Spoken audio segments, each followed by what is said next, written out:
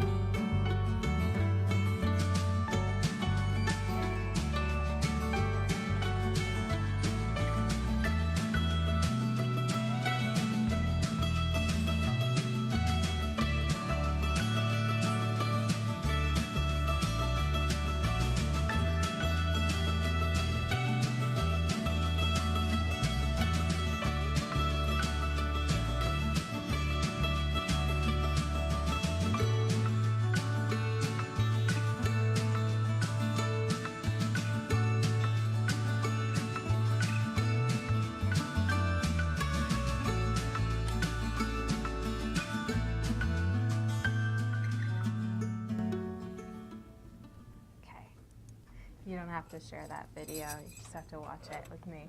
All right, so that is a brief summary visually of what we do in one of our countries, but we also work in Uganda and in Myanmar. So I want to take you through a little bit of a slideshow about how I started this organization. And talk about some of our successes, our failures, how I built it all, because some of you might be sitting here wondering what's next for you after you graduate, and some of you might be considering starting a nonprofit or starting a social enterprise yourself, but perhaps you don't know anyone who's done it, or you don't know how you're going to do it. So hopefully I can provide you with some ideas and be a support to you. So yeah, with that, I will take it from there. So, what we do at Sundara is we provide sustainable hygiene for our communities in need. My basic story, this is me in Myanmar. A lot of the times people are like, is that mud on her face? But no, it's actually this bark paste called Tanaka. So if any of you have ever been to Myanmar, and if you haven't, I highly recommend going. People use this for makeup, and they also use it for sun protection. So it's a traditional, sun protection that they use.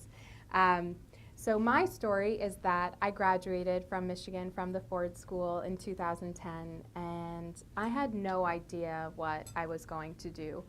Just to give you a brief background, I started Michigan as an astronomy major. So I was clearly very lost, and I saw the movie Slumdog Millionaire. Have you guys seen that? Yeah? Good? Really great soundtrack, too. But I remember feeling really horrified when I saw that movie, thinking, how are there children who live in slums like this, who have no network, who have no one looking out for them? And it really shocked me. And it also made me angry because I felt like my education up until then hadn't really prepared me to know about these things. You know, I knew what a parallelogram was. I knew how to use my TI 84 or 83. I knew the history of the Pilgrims and the Puritans, but I didn't know what was going on the other side of the world. I'm a very spontaneous person, so I called up my mom that night and I said, I'm booking a one-way ticket to Mumbai. She's like, no, you're not. How about Paris? That sounds a lot better. And she said, and I was very determined, and I decided, yep, I'm going to go to Mumbai and spend my summer there. So I asked everyone I knew, do you have something for me to do in Mumbai? Do you know anyone there? And finally someone said, yes, I know someone who works at an orphanage for abandoned girls, so you can go there and volunteer. And I did. I spent 4 months there, and it was a life-changing time. I worked with 130 girls. Most of them had been born and then promptly abandoned in trash cans, left on the stairs of police stations, or left in very crowded train stations. And it was very shocking to me, the amount of extreme poverty there. You know, there are 21 people in Mumbai, so it's about 3 times the size of New York, crowded into a very small space, and there's an estimated 2 million homeless people. So most international flights come in at night, and you'll be driving into the city, and sometimes you look on the sidewalk and you just see rows of feet of people that are just lying down on the sidewalk sleeping. Or you look at a parked car and there's someone sleeping on top of it and there's someone sleeping inside of it. And so I think coming from a beautiful place like Ann Arbor, it's really hard to see that visually. And it sets you off kind of questioning, why is the world the way it is? Why did I win the birth lottery and someone else might have lost it? I couldn't really explain my privilege, and so I started to feel really guilty about it.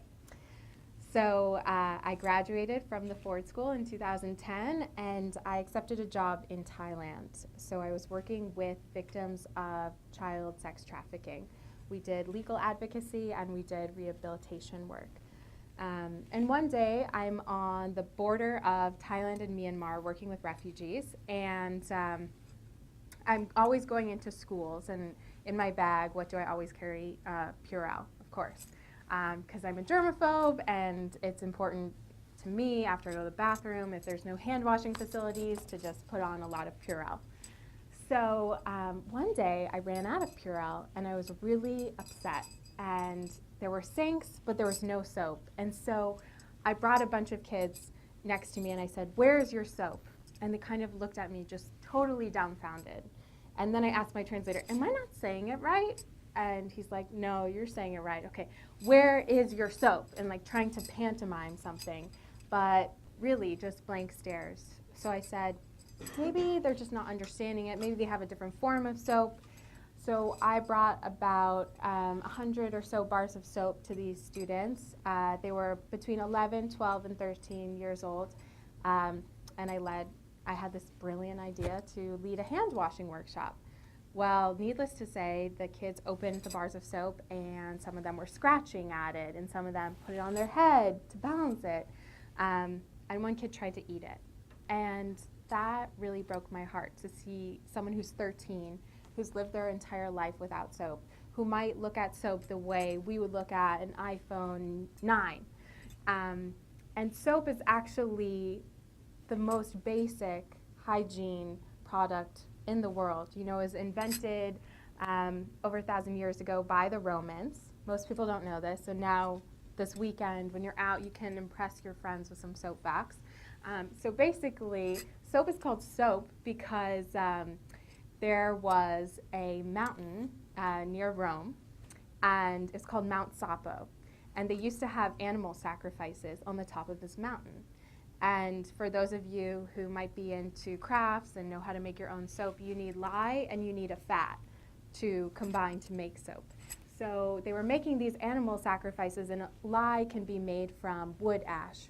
So all the wood ash would come off this mountain and go into the river below it. And also, at the same time, all the fat from the animal sacrifices would drip down this mountain too. And they would combine in the water that was below it. And so the women would come and take their clothes to this river to wash their clothes, because they realized that when they were washing it, their clothes were a lot cleaner than when they were washing it somewhere else. So that's kind of like the basic history of soap for you. And it's crazy that this was in 2013, that there are people that are living their lives without knowing what soap is. There's so much attention on clean water, and I'm so excited about that, because that is a really important issue of our time. But I felt like no one was really talking about the other side of the equation, which is soap and hygiene education. So it was a little bit of this light bulb moment of seeing a child eat a bar of soap. And it was also this feeling of, if not me, then who? Because I couldn't point to another organization that was doing something about soap. I Googled, I couldn't find anyone. I also feel very passionately about homelessness. And I always wanted to do something about it, but I knew there were many organizations that were already doing something about it. So I think this feeling of, I could be the only person who knows about this and I need to do something about it, is really what motivated me to start this organization. So that light bulb moment happened over 3 years ago, and I came back to New York where I was living, and I started Sundara. So a little bit about the problem. So the problem in that Thai village is actually found across the developing world, in countries like India, Pakistan, the Democratic Republic of Congo, Nigeria, Ethiopia. These are all countries where children are dying because of things like diarrhea, pneumonia, skin rashes, eye infections, things that children here just don't die of. And the reason why is because they don't have access to clean water and sanitation and soap. So yeah, the numbers as of today, 2 million children will die this year because of hygiene-related diseases, things that they're not dying of here. So it's sad, because the problem is really in these developing countries, and they are the ones that need access to these.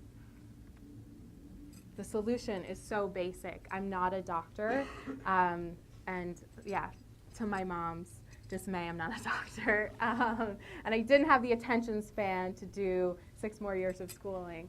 But the answer is actually so simple. It's something that's already invented. It's something we have access to here, so I don't understand why it's not getting more attention in the countries that really need it. So soap and hand washing are really the solution. You know, in this village that I was working in, the average life expectancy was 51. To give you a level of comparison, I think the average life expectancy in the US is like around 82 to 85, depending on what study you look at. And you would go to different villages, and the people were very nice and would often invite me to their houses to go eat. And I would say, how many children do you have? And the women would say 5 or 6. And then I said, well, why are there only 4 here? And it was always the same story, that some child died when he was 3 or 4 of diarrhea or of pneumonia. So the problem is across the developing world, and the solution is really simple. And so that's something that attracts me, like simple solutions to big world problems. And I think we can all unite behind them. They're not controversial.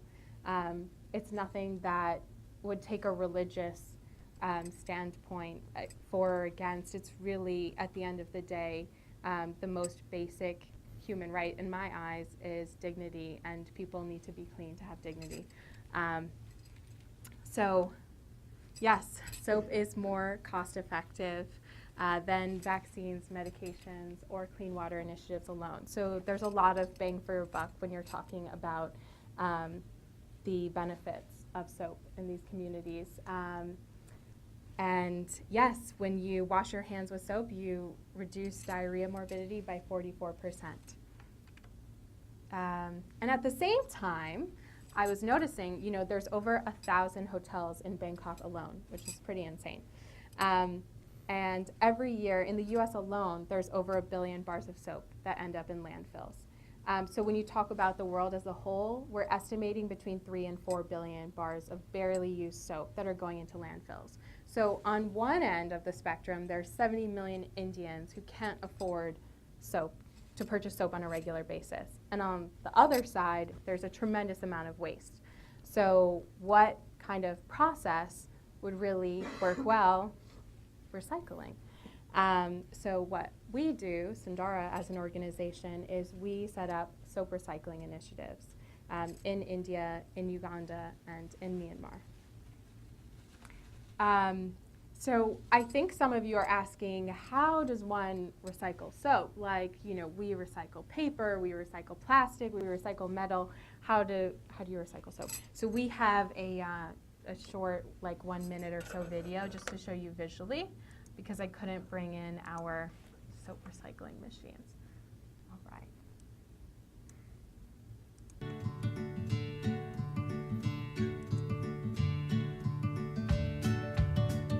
Sorry for the cheesy music, by the way. This is a theme of today.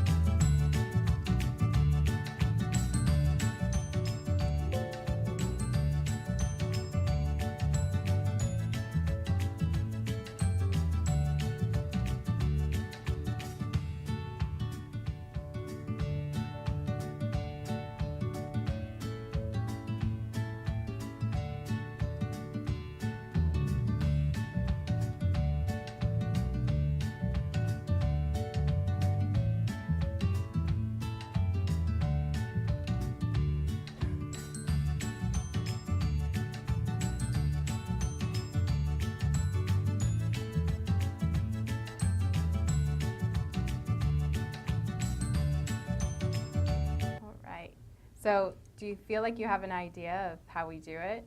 It's really simple. So we're really taking off the outside of the bar of soap because you don't want anything that's touched someone's skin to be reused in the process. And then we take the inside of the bar of soap, we chop it up, we add sanitizing solution and water. Just so you know, the sanitizing solution is basically just bleach. And we mix it into a paste, and we put that paste into a hand-operated soap recycling press, and then you screw it down, take it up, boom, it's a new bar of soap. So on average, we're talking 7 to 10 minutes that it takes to recycle a bar of soap from scratch. So it's an incredibly easy process. It doesn't require electricity, which is really key because we work in slums and urban slums, and we work in rural villages where electricity is in short supply, and we have a lot of power outages. So it's important for us to find something that's very basic that could be easily replicated across different countries depending on the landscape. Sorry, let me just get back to where we were.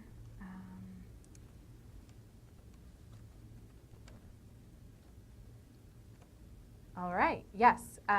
So another part of our work that we do is we have to train housekeeping staff, because I'm sure you've all stayed in a hotel and you use a bar of soap, and the next day there's a new bar of soap right there, and you're thinking, where did that old bar go? Have you ever thought about this?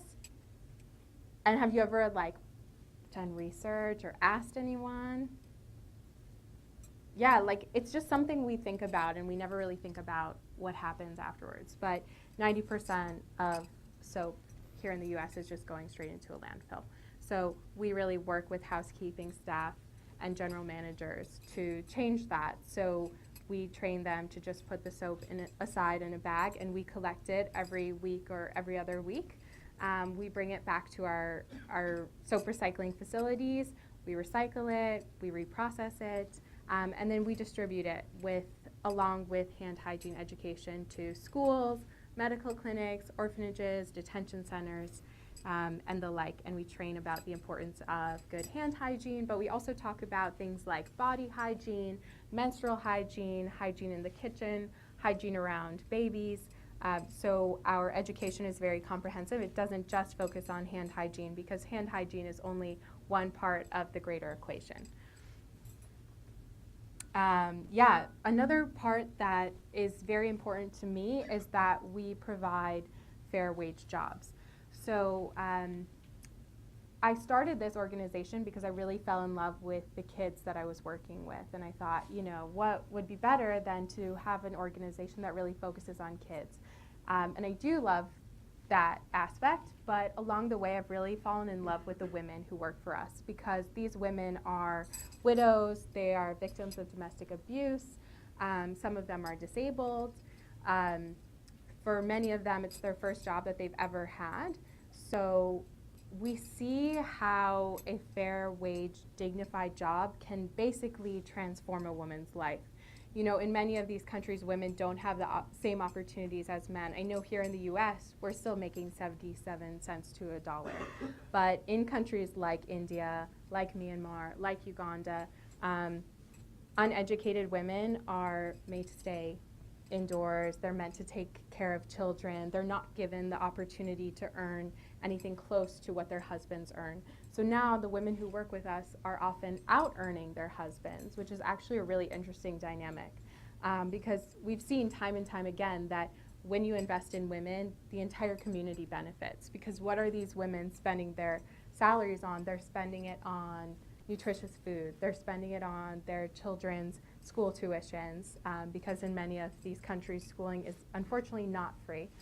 And so this is really important to us. And we also give the women who work for us leadership training in public speaking, in being able to have tourists and government officials visit them. And it's a lot of what we do is confidence building because a lot of these women are not used to assuming positions of power. And by giving them an opportunity to be hygiene ambassadors, we're giving them a position of power in their community and respect, and they need to have the training that comes along with it. So a lot of the women, when we initially interviewed them for this job, they're very quiet, they're very shy, they might only talk to you in a whisper, they might avoid eye contact or cover their mouths when they speak to you. And so we make them undergo training so that they can feel comfortable talking to a classroom full of students or talking to visitors from the US because this is really important to us that they feel the confidence to be an expert in something like soap recycling, which is really helping their community. Another thing that's important to us is trash management and waste management. I don't know how many of you have been to countries where you've seen improper trash disposal techniques, but if you travel across many parts of Africa and India, you'll see people burn their trash. I was in a cab in India a few weeks ago, and I was eating a yogurt with a metal spoon, and I said, "Do you have a trash?" And the cab driver just puts his hand back and is like, "Give it to me," thinking that he had a trash in the front. Nope, he opened his window, threw the whole cup with half the yogurt and a metal spoon out to the side, and it hit another truck, and that was just normal. It's whatever. So we really educate our community on proper waste techniques. So we talk about composting. Our whole process is actually a no waste process. So we use water to sanitize the soap, but we actually save that water and it has some soap shreds in it, and we use it to clean walls, to clean floors. Some of the women have pet pigs, actually, so they use it to clean their pigs.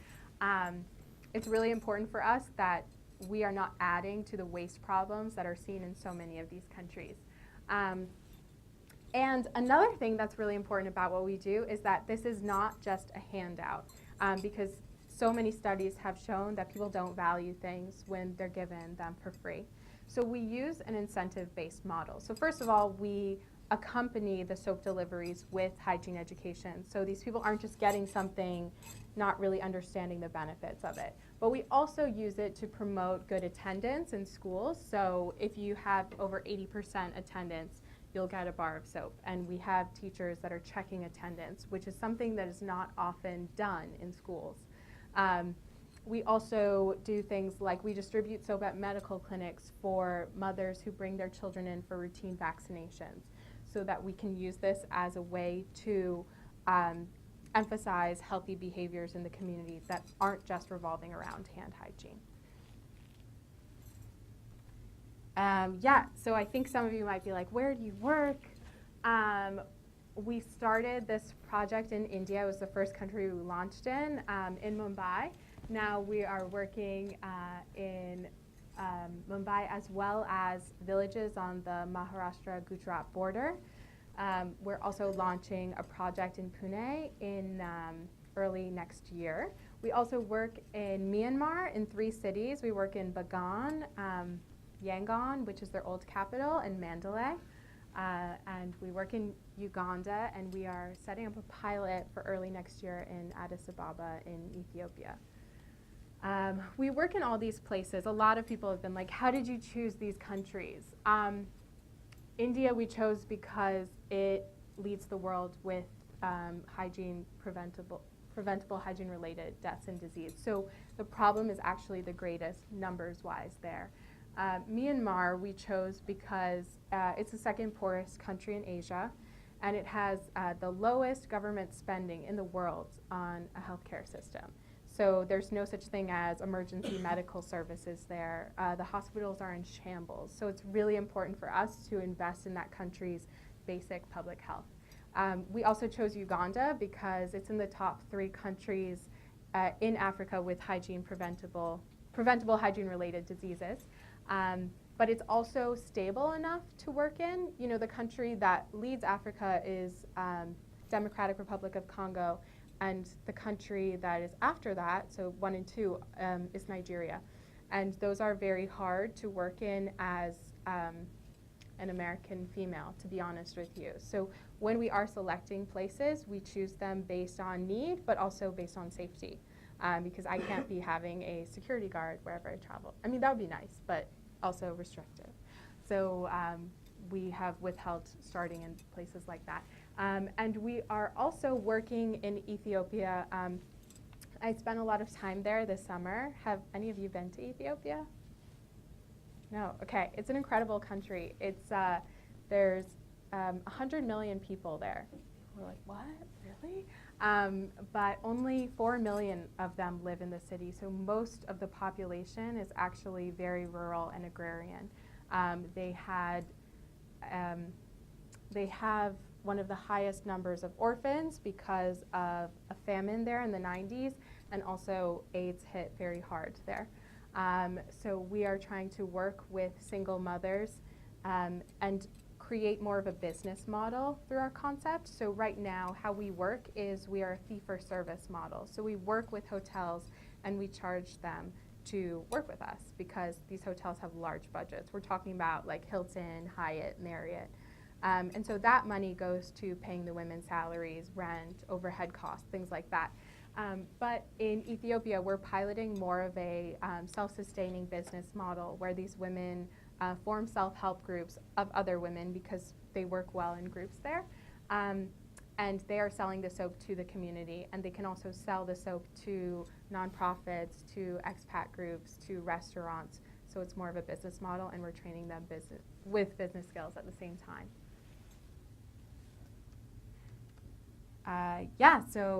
So far we have 27 women who are working for us full-time. We have about 42 who are working part-time. So I didn't include them in this number because they have other part-time jobs. Yes, we're working with around 6,000 children and reaching them every month, and an additional 1,500 adults. 61 schools, lots of hotel partners. So these are all numbers, and I feel like people zone out when you talk about numbers. And like hotels, who cares? But I would prefer to tell you stories of impact because I think the people behind the scenes are what is really interesting. So I want to tell you a story about one of our hygiene ambassadors in India. Her name's Midori. There's a picture of her there. And she's actually the first person who worked with us. So I remember one day I sat inside this little slum makeshift house, and I interviewed 10 women. And she came in last. And on her resume, it just said one word. It said cooking. And I said, well, this woman is not qualified for what we do, clearly. And my director said, no, just listen to her. Like, maybe she's got a good story. Like she comes highly recommended. And so I said, what do you do? And she goes, cooking.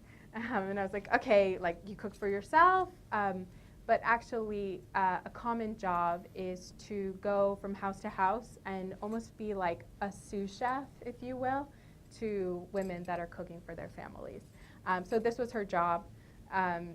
And she was making between $15 and $20 a month.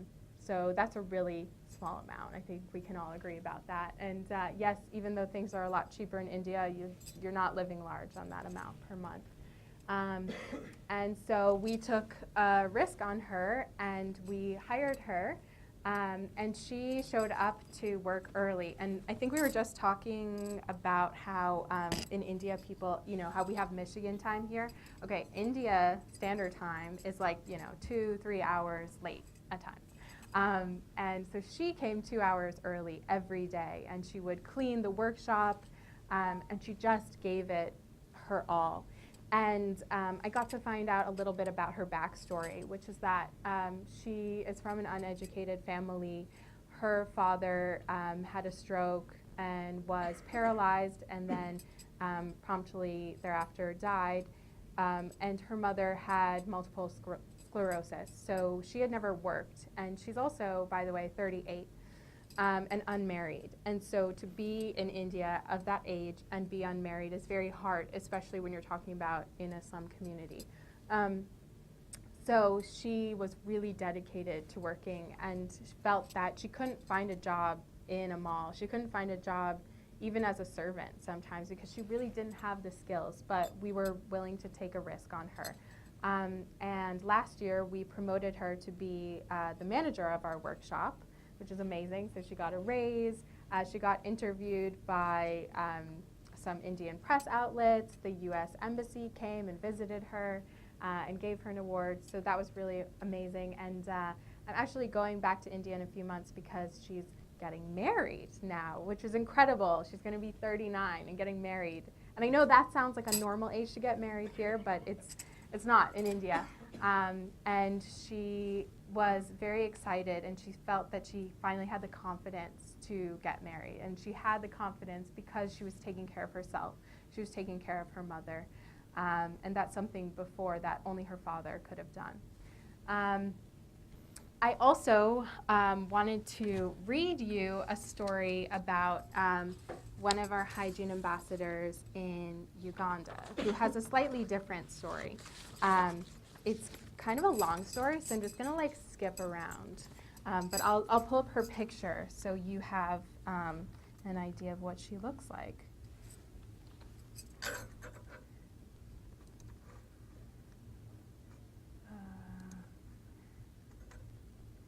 Okay, so this is Margaret. That's traditional dress from Uganda. By the way, there are various tribes and languages in Uganda. She speaks Luganda. We work with about 13 women in Uganda. Half of them are from half of them are from Rwanda. A few of them are from the DRC. I don't know if you guys have studied about the Rwandan genocide yet, have you? So it happened in '94, killed over 1 million people. And afterwards, a lot of the victims and their families and the aggressors fled into DRC, into Uganda. Uganda now has the 7th highest population of refugees in the world. Most people don't know that. It's actually also one of the best countries for refugees in the world because they have a president. He's been president for 30 years, so I don't know how much of a president you want to call that. But in order to get votes, what he does is he will travel to these refugee camps en masse and give these people citizenship and also an acre or 2 acres of land. So that essentially secures his vote for future elections, because if you give someone land and citizenship, you're good, right? So It leads to a very complex social structure, however, because local Ugandans are upset that refugees are taking their resources, and it's a traditional story of what happens when refugees pour in through borders, and how do you manage that. Also, just so you know a bit about the history of Uganda, it has one of the saddest histories, I think, of any African country. Are you familiar with Idi Amin? Did any of you watch Last King of Scotland? It was a great movie. If you haven't watched it, watch it this weekend. So Idi Amin kicked out a lot of the Indians that came into Uganda. And Indians were business owners. So essentially, the business economy collapsed in Uganda, and it became back to more of an agrarian society. And so it basically plunged into poverty. And then the North had a lot of conflict. So I don't know if you are familiar with that Kony 2012 movement. It's funny, I ask people if they're familiar with it, and they go, yeah, didn't the founder have a mental breakdown after he was on Oprah? Do you guys remember this? He was like running around naked. Someone caught him on TV. Okay, so most of the times people are like, yeah, that's why I remember them. But anyways, there's a terrorist group, I think it's one of the world's only Christian terrorist groups, called the LRA, or the Lord's Resistance Army, and they basically imprisoned over 500,000 child soldiers in northern Uganda. So this is a little bit about the background of the country that we're working in. There are many nonprofits that work there, but most of them are concentrated in the north because it's a post-war society. So very few of them are actually working in central Uganda, which is where we are. Also, fun fact, Uganda has the highest rate of, unofficially has the highest rate of alcoholism in the world. The people drink this banana alcohol called waraji. There's a very famous Vice documentary on it. If you guys are fans of Vice, I highly recommend it. Not totally accurate, and it's probably a bad portrayal of most of Uganda, but it's important to realize how alcoholism has in many ways destroyed aspects of Ugandan society. All right, so back to Margaret. Margaret is missing a finger. And when you first see her, it's not one of the first things you notice. The 57-year-old has a crinkled smile with deep eyes and is fond of wearing bright colors. But she has a habit of hiding her right hand sheepishly when she talks. But the story of Margaret's missing thumb is a story that encapsulates the pain of Margaret's life. 27 years ago, Margaret's husband fell ill. His ankles started to swell dramatically, to the point that he couldn't even put on his shoes, and he had trouble walking. With constant nausea and vomiting, he was unable to farm. So this became Margaret's responsibility. With no money to afford a proper doctor, they did the best they could. Ronald spent every day lying on the one double-sized mattress the family had to share, while Margaret would go to the fields tending the sweet potatoes and avocado the family planted on their acre of land. Margaret and Ronald had 6 children. With time, Ronald's kidneys started to fail. He used to be able to tend to the children inside the home, but now the child rearing and the planting and harvesting and selling their produce at the local market was totally in Margaret's hands. Margaret remembers feeling stressed. All my friends had several children as well, but they received help from their husbands, or their husbands would at least do the farming. I barely had time to sleep. I felt like I was taking care of 7 children now. Margaret one day noticed what looked like a pimple on her hand as she was sitting in the sun cleaning dirt off a potato. So silly that at my age, I should get a pimple on my finger, she thought to herself. A week later, the pimple was still there. A month later, it became inflamed, nearly the size of a golf ball. It was dark red and blue and hot and full of pus. Sorry for the gross description. She wrapped a wet rag around it and prayed that it would go away. Her friends told her to go into Kampala, which is the capital of Uganda, to see a doctor, but she couldn't.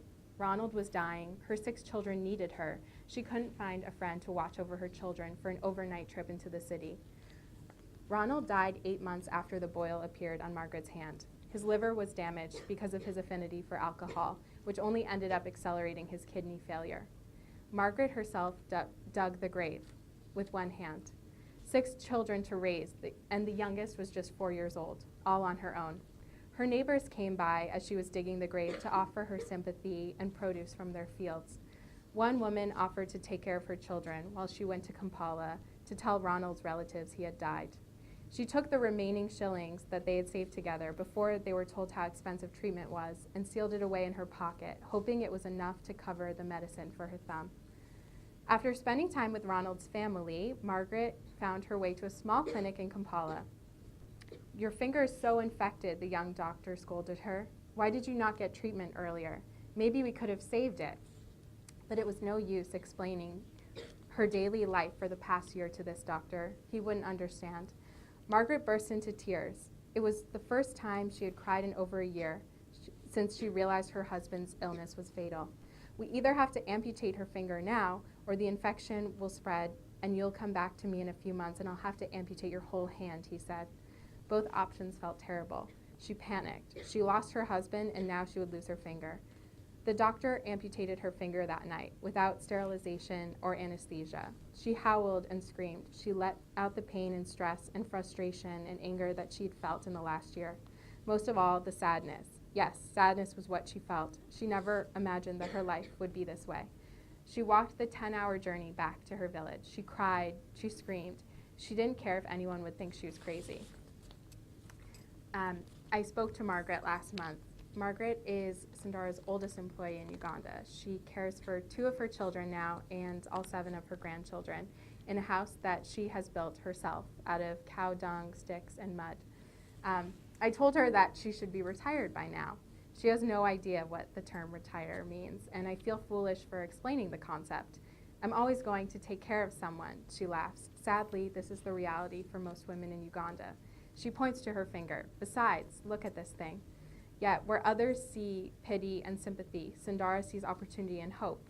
Soap recycling doesn't require 10 fingers. It just requires a willingness to work hard, promote health, and empower the community. Margaret does just that. In particular, she loves distributing the recycled soap to her neighbors and teaching them about hygiene. "Maybe if I had learned about these things early, my finger would still be here," she wonders. With her regular salary that she gets from recycling soap and working on the weekends at Bukombe camp as a hygiene ambassador, she's done something that she always thought would have been impossible. She has been able to pay the school fees for all 7 of her grandchildren. Margaret wasn't able to send any of her own children to school. After her husband died, her children had to help her with the farming. Her daughters would sell the potatoes at the market, and her sons collected water and helped her plant new seeds. Now they are all farmers themselves with families of their own. None of them know how to read or even write their own names. But at age 57, Margaret is breaking that cycle of poverty. "It's my dream that my grandchildren won't suffer the way I did. They will be more than a farmer one day. They will go to the city and get a job, or they will go to technical school and they will have skills. And perhaps more importantly, they will have the money to take care of their health and their family." Margaret is really proud of the fact that she can help others. "All my life, I was waiting for someone to come and save me, my husbands, my neighbors, my doctor, but no one came." She suddenly grins and turns to me. "Here I am. I saved myself." So I just want to read you that story because I think that it really resonates with my belief that when you give someone a job, even if they're coming from an uneducated background, in essence, we all want the same thing. We all want to be healthy. We all want to provide for our families. And time again, we've seen that when you give someone a way out of poverty, they will take it. Thanks for letting me read that long story. We are almost done with the presentation.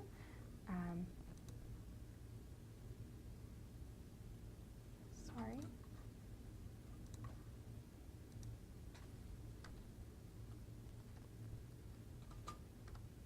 Okay, so now I want to talk briefly about what it's actually like to run a nonprofit, because oh, that's so nice, you help women, you recycle soap, but what's it actually like?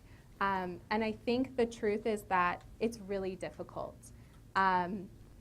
Most of my job is fundraising at this time, and asking people for money is a huge challenge. A lot of us have money complexes, myself included. And so I think it's very difficult to constantly have to go up to people and ask them for money with essentially no return on their investment other than just feeling good and doing something good for the world. Also, managing people in 3 different countries from the US is an incredible challenge. And I'd love to get into that more, but I know that some of you guys have to leave. So I'm just gonna put up our contact information, and if it's possible, I'd love to kind of take your questions and see what aspect you're the most interested in, and then I can answer that. So, do any of you have questions about the work we do, about what it takes to start a nonprofit? Yeah. So in the beginning of kind of assembling your team of people to help you. Yeah. Hi. Hi. In the, I guess the initial stages, the infancy stages of your, I guess, company is what I should say. I was just curious, how you came about, recruiting a team of people to help with you, not only to help in the United States, but also in the places of need. So I was just curious about that. So that's a great question, and I think you have to use your existing network. So I was lucky that I had gone to India 7 years ago and knew a few people there. So when we were starting, I could kind of ask them who is good to work with in this space. You know, we went into a slum where I knew someone who also had a nonprofit there, and he helped me source women through an existing self-help group. You know, initially we actually didn't source women through a self-help group, and we just had an open hire process, which was a complete disaster because we hired people of different religions, different castes, and we forced 10 of these women to work together in a workshop, and it didn't work at all. And here it would work, but we didn't know the mentality there. So it was a disaster. We ended up having to recruit a second round of women, and these were women that we already knew could work well together. They just didn't have the job opportunity. That said, we've gone through several employees, so we've had to hire and fire a lot. You know, we found someone stealing money from us. We found someone who was lying about the hotels that she signed up. And that's a real disappointment. So I think it's important to know that your first hire isn't always going to be your best one, and you have to go through a lot of iterations and learn to get to someone who's good. And it's terrible that it has to be that way, but I just think we have to have realistic expectations that some people are going to let us down. And of course you look for passion in your employees, but a lot of the times what's to say that they don't just want money at the end of the day. So I think it's important to work with the existing networks. Word of mouth is really important, and also expect to be disappointed sometimes, and it's not a mistake, it's just a learning experience. Yeah. So you talked about a school incentive system. Yeah. But also said that school kind of costs money there. So how do you go about that? Yeah. So we work with a nonprofit that does nutrition in these schools. So they also provide. Okay.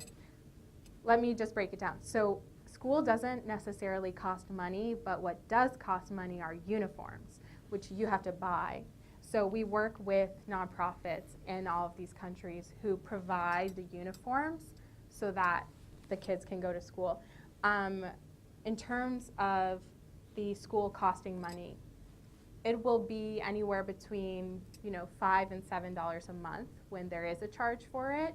And that's something that we give the women an extra stipend that they can use for a holiday bonus, or they can use for health care. But most of them end up just putting it towards their own children's school fees because they just want to have that and not worry about it. It's really unfortunate that so many children are out of school because they can't afford to be in school, and we'd love to work with that problem more. Yeah, it's really unfortunate. Hi. I have one question. Yeah. What incentives do hotels have for partnering with you guys? Yeah, so they have a decent amount. So we host every quarter, we host an employee engagement volunteer day. So we bring their staff to our workshop. We train them on how to recycle soap. We have them come with us to villages and distribute them. So it's a good kind of like team building activity. We also have connections to press that we can give them because we are lucky to have been covered by a few big outlets, so we can give them the names and the contacts. And I think at the end of the day, a lot of hotels are like, you know, of course, what's in it for me? I'm a for-profit business. What am I going to get out of it? So it's marketing opportunities. It's employee engagement. It's also, I think hotels are finding out that most of their housekeeping staff are actually from urban slums or rural villages that have then moved into urban slums. So if you can do something that's connecting them with their community, even if it's something really small, like putting a bar of soap into a bag instead of trash, they feel a lot more engaged at their job. So there's some realization there. And I think the other thing that we can bring them is that we know a lot of tour groups that are constantly going in and out of these countries that want to see us. And they'll say, you know, what hotel should we work with? Or what hotel should we bring this group of 150 to stay at? So we are also then providing them connections with that. So we bring in some business. It's not an insane amount, but it's something. Yeah. Hi. Yeah, sort of going off of that question, I was wondering if you could speak a little bit more about fundraising, because I'm on an org on campus that we do a lot of fundraising as well, so I can't even imagine the scale that you're operating at. Yeah, it's very difficult, fundraising. It's the aspect of my job that I like the least, unfortunately, and it's also maybe 70% of my job right now. You know, in the beginning, I didn't have to fundraise that much because I was in a relationship with someone who helped support me financially. So the first 2 years, I basically didn't even budget a salary for myself, and I thought, like, I'll just fundraise for everyone else, stop after 2 months, and then really work on being the CEO of this organization. And then when our relationship ended, it was like a big smack in the face that, wait a second, I need to provide for myself too. So that's been very hard, actually. We do a mix of, as I said, fee-for-service models with hotels. We also work with some soap companies where we do this one-for-one model, where for every bar of soap they sell, they donate money to us, and we use that on our like target country side. We have a board, and they have a board minimum that they have to give or get. So we found some success there. What I found for us does not work necessarily for fundraising is events. Events are really difficult to plan. The people that will come to our events are people in their 20s that don't have a lot of money to give because all their money is going to rent, especially when we host it in a place like New York. So it's hard. Events are really good for raising awareness, but not for money. Also, grants are very difficult and time-consuming, and I feel like grants are only really worthwhile if you know someone who works at that foundation and can put it on the table. It's kind of like when you're applying for a job, right? So like sending your resume in on the internet is just a black hole. But if you know someone to put in a good word for you, you can get an interview there. It's kind of similar. Do you have any like questions in particular about aspects of fundraising or something? No, but I mean, I know what you said, like just asking people for money without kind of like what you were trying to accept, like feeling good. Yeah. It's very difficult. It's so challenging, and I think I've read a lot of books on like changing my mindset around it, because at the end of the day, you have to realize you're not just asking for yourself, you're asking for people that don't have the ability to ask for themselves. So just like, you know, I have a fear of public speaking, I think most people do. It's more fear than death. And so I have to remind myself, I'm speaking for people that can't afford to come to Ann Arbor and speak here in front of you today. So I think also taking your ego out of it helps, but I know it's much easier said than done. And also realizing that it's kind of a numbers game. It's like, I feel like for every, 10 people I ask, one person gives. And so if you can just put it in your mind like that, like most of the time it's gonna be a no, then you'll be happy like when it starts to be more yeses than nos. Yeah. Go ahead. Was it difficult to get started in Myanmar considering its recent history? Yes, it's very difficult. And if I'm being honest, it's the most difficult country we work in. You know, it's like an unbanked country, I have to fly with $10,000 cash on my body when I fly there. They now have banks, and they have the first ATM they built there a year ago or 2 years ago, which doesn't always work. So just in terms of really simple things like money transfers, we can't do that there. There's also a problem in Myanmar when it comes to salaries. So it's bad for your karma to talk about money. And so I try and talk to my manager there. Do you want a raise? Oh, I can't talk about money. I don't want to talk about money. It's bad for my karma. I'm like, what do I do? Do I Facebook message him? Do I write it on a napkin, just like slide it over? Like, I don't really know what to do. And I found out he and our assistant weren't even taking their salaries. It was just in the bank account. So I said, what's going on? And he said, we can't take money related to a cause that is doing something for our country. Which is the reverse of in India, I get asked for a raise every 3 to 6 months, guaranteed. So here I think you can throw money at a problem. If something needs to be done last minute, here's $100, do it. I'll pay you overtime, get it done. And it's like, that works here. In Myanmar, you can't force people to do work because money is not an incentivizing factor. So that's challenging. Also, we try and work with other nonprofits, but the government used to be very hostile to nonprofits and kicked most of them out. So even things like finding other nonprofits, you can't search on the internet. It's something as basic as Burmese characters aren't even registered as characters on Facebook. So when my director posts something on Facebook, it goes question mark, question mark, question mark. Like, it doesn't even register their script. So there are so many problems that make our growth there so much harder. But I think on the other side, there's also so much opportunity. The economy is growing at 8% a year, so it's the fastest growing economy in the world as it's opening up. The people are so genuine and honest to a fault. No one's ever cheated me or lied or about anything. You give someone a tip, they give it right back to you. And it's a pleasure to work with them because they really understand that their country needs a lot of help and they're very grateful for it and they want to work together with you. But do I see us growing there as fast as we're growing in India? Definitely not. And it's sad, but I'm hoping that with time it will change. I think 4 years ago, 80% of the country didn't even have cell phone coverage, let alone cell phones. It's changing really quickly, but it's still not, there's no infrastructure comparison. Have you been there? No. Are you interested in going? No. I didn't sell you on it? Yeah. No, you sold me, Yeah. but get involved.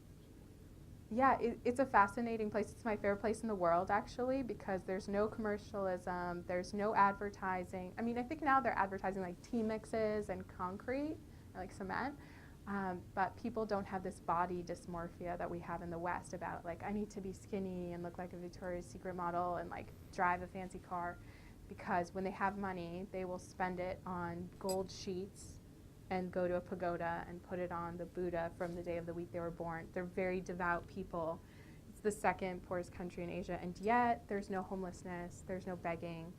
And I live in New York, where there's a ton of wealth, and there's also a ton of homeless people, and there's someone lying on the ground next to you, and you just are texting on your phone. I don't have time for that. Like, there's not that attitude there. Everyone looks at you in the eye and smiles and addresses you and says, thank you for coming to Myanmar. How do you like our country? There's a lot of like people-to-people interaction, and it makes me think like this is what life was meant to be. So I hope I've sold you on part of it now. One other question. Yeah. Just a basic one. Is soap sort of linked in their minds to the West? Do some people perhaps see soap as a Western conspiracy of some sort? Because all these areas were colonized. There was Western contact before, British in particular, in India and Burma. So is there any cultural reaction to the use of soap? I've noticed that in a lot of these communities, before we work there, they're using expired laundry detergent to wash their hands, to wash their kids. And it's pretty toxic stuff. It's neon blue. that's not good. It might have some like red like 40 in it. So it's not that a lot of times it's not that they've never heard of soap. They're using poor substitutes to it. They're using ash. They're using sand. They're using dirt. They know that they have to clean themselves in some way, but it's not with the proper methods. Now, for your question, is it linked to colonialism? I really try hard to make sure that I'm not in these countries too often, and everyone we hire is local.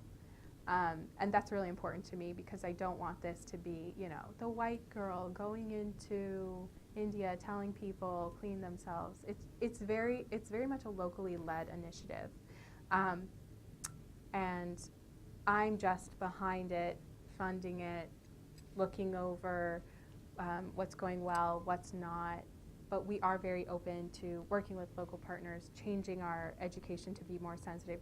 We tried to do menstrual hygiene in India, and it completely backfired on us because people didn't want us talking about sex ed, and they thought we were encouraging their children to have sex, which was completely wrong. But we've realized we can only push it so far, and I try and be aware not to overstep that. That said, I have been accused many times of being a neo-colonialist, and I think that hurts. And I've always been accused of it when I've been arguing with someone over money, because it's they want to work with you up to a certain point if they know they're going to be getting money out of you, and as soon as you say no, I can't pay for that, or that rate's too high, then all of a sudden the colonialism aspect comes in. So it's a challenge. And a lot of people want to talk about white privilege, and it's something that I'm very open to talk about, or Western privilege. We just had an intern go to Uganda, and she's Dominican, so she looks, she looks black, to be honest. And our local director there said, "You come in here with white privilege." She's like, "I'm not even white. Do you not understand that?" And he's like, "Yes, you are." And she's like, "Look at me, I'm not white." And he said, "Yes, you are," because for him, white is an idea. It's someone has been raised in the West with a white way of thinking. And he said, "I'm African. We do things the African way." So there's a big cultural conflict there. And sometimes you have to realize when you're still wanted and needed, and sometimes when you don't have a receptive audience. And then you need to, quite frankly, move on to someone who does want to work with you. Yeah.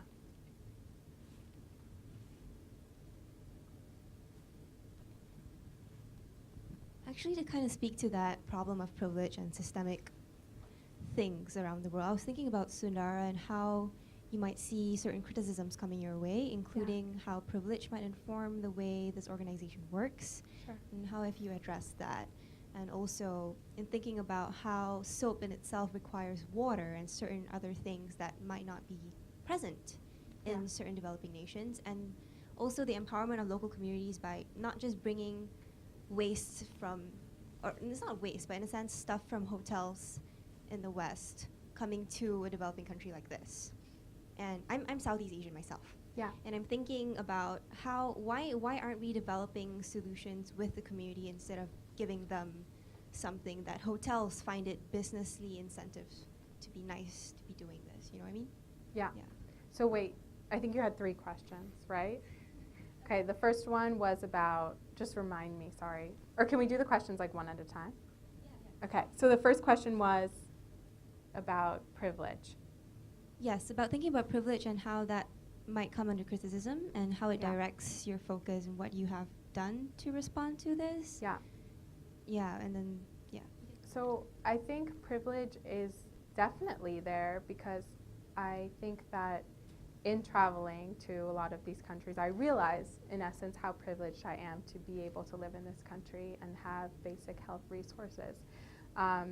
I do think that this field is a lot less controversial than something like child sex trafficking, which, one of the reasons why I quit my past job is because people would say to me, "Who are you to come at me and tell me what I should do with my kids when you've never been beaten by your husband or starved for 3 days in a row?" And I said, "You're right. Who am I to do that? I'm not here to foist my ideas on you."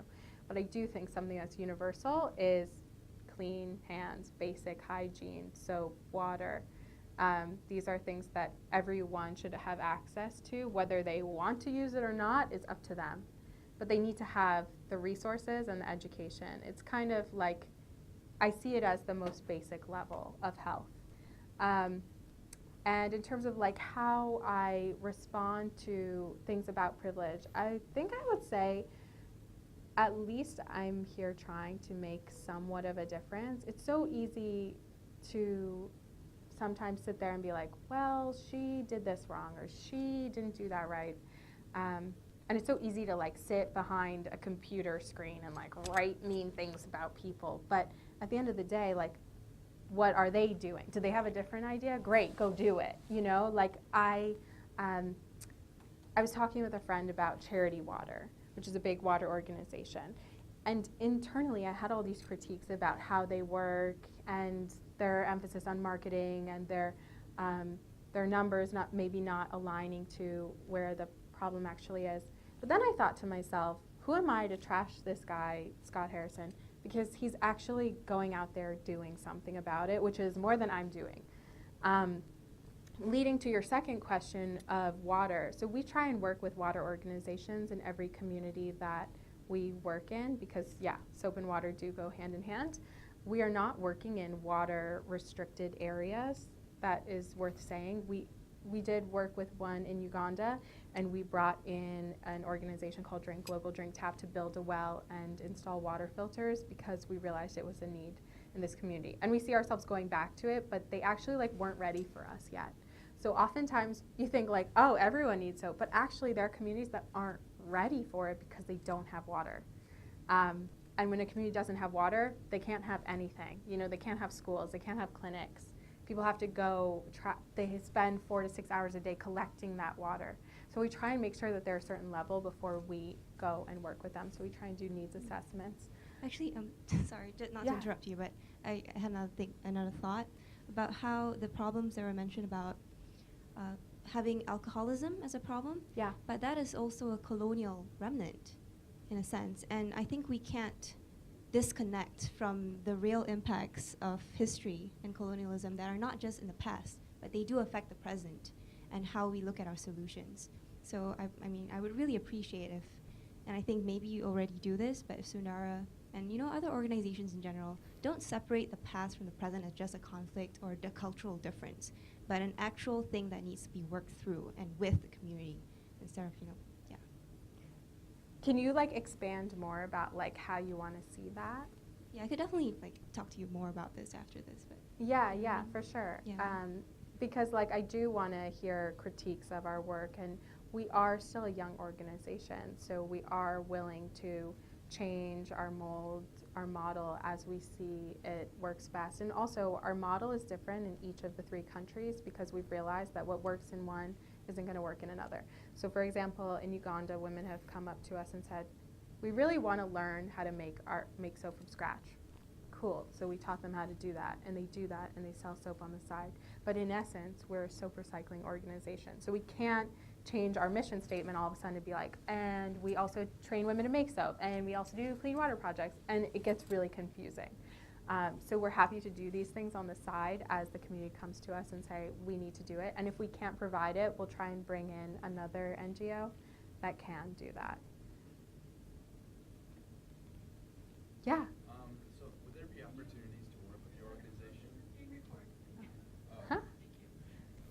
Are there opportunities to work with your organization, especially if I'm going to be in that part of the world for like 4 months next semester? Yeah, for sure. Maybe What we part can of the talk world about are you? So I'm going to be doing like a month in India, Indonesia, Thailand, and Vietnam. I'm Awesome. going to be writing a thesis and stuff like that. So Yeah. even if I could, I don't know, visit a clinic for a few days and help out or do something like that. Yeah, for sure. We would love to. We host groups of students from Michigan at our India operation. And we'd love to host you wherever you come. Also, we're setting up something small in Thailand, so if you're going to be in Bangkok anytime soon, we can definitely chat about that. So yeah, write me at erin@sundarafund.org if we don't connect after this, and we'll talk more. I love to bring in fellow alumni and students into this.